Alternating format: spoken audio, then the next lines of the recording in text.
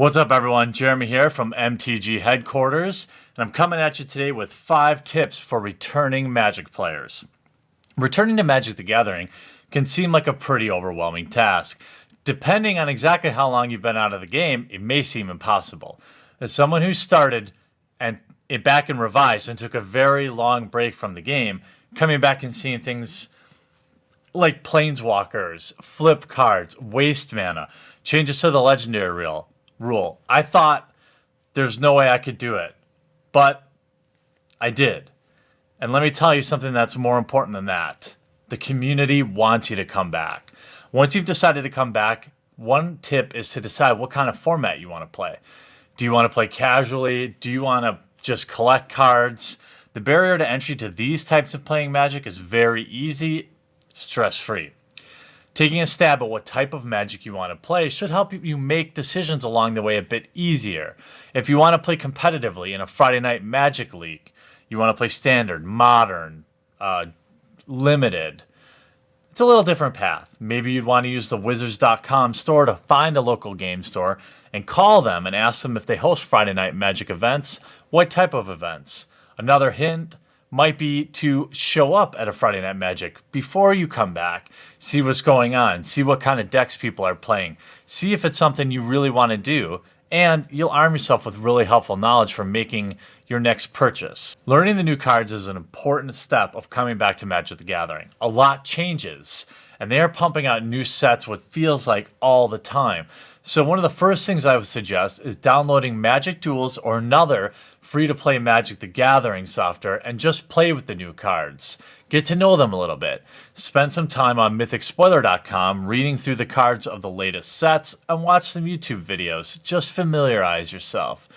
While I realize Duels isn't the most complete game of Magic, it's a pretty darn good tool for teaching or reteaching players if you don't have what is best, which is a friend or family member to teach you the game. A lot of people wonder, are my old cards useless? Well, that kind of depends on what you want to do. If you played Modern 2 years ago and you want to come back and play Modern again, you're probably going to be fine. If you played Standard 2 years ago and you want to come back and play Standard, well, you've got a pile of useless cards. So it really depends on the format you want to play, and I realize not everyone has all the answers right away, but if you do know what you want, then what I would suggest is taking a few minutes to update yourself on what cards are allowed in each format and update yourself on any recent ban list changes. You'll find links in the description below to the most current ban list and what sets are currently in Standard. If you're lucky to have a pile of dusty old cards, some of them might be worth some money. And I would take some time to check prices out on a site like TCGplayer.com. Don't rely on other people to tell you the value of your cards. You might get in a little bit of trouble that way. Someone scrupulous trader might tell you they're worthless, and they aren't. Every week I get emails from people returning to the game, and the number one question they ask is, what do I buy? It's also one of the most difficult questions to answer because it totally depends on your disposable income and exactly what you want to do. When I came back to the game, I had a great job and very few bills. So I bought boxes and boxes of cards and opened them all up, thus creating this Magic the Gathering Headquarters YouTube channel. But I realized that isn't for everyone. The absolute best use of your money is, of course, to buy singles. And if you're the type of player that wants to play competitive and get right back into it, the most value you can get is, of course, buying singles. The reality is most people won't know exactly what they want to do, and so I usually suggest picking up a fat pack or two and a couple booster packs from recent sets just to kind of catch that fever again. That new pack smell definitely is an encouraging thing, at least for me. A fifth tip will be to research the meta.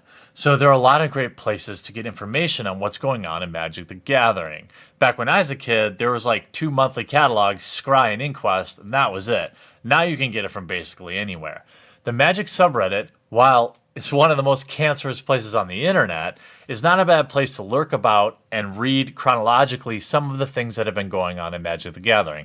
I don't recommend interacting with any of the people, but it's a great place to read and see what's going on. While I might be biased too, I think the Magic the Gathering YouTube community is at its absolute strongest ever. My channel is sort of all over the place. You'll generally find a little bit of everything here. Box openings, tutorials, rant videos, all sorts of stuff like that. But the MTG community as a whole provides a whole buffet of sweet Magic the Gathering content.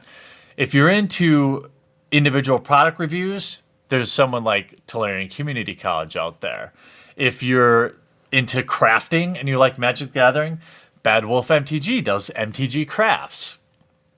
Darium CCGs, if you're interested in seeing what it's like to work in a card shop and the daily ongoings of the card shop life. If you want to see some crazy sealed product porn looking content, you can watch Alpha Investments. And if you're into Magic the Gathering lore, Cybin MTG is another great channel to get just about anything. So whatever your flavor is, we've got it here in the Magic the Gathering community.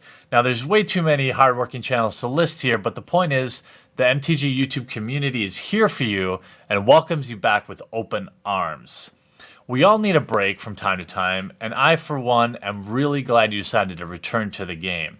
Make sure you use the comment section down below to ask any possible questions you may have, because we have a thriving community here.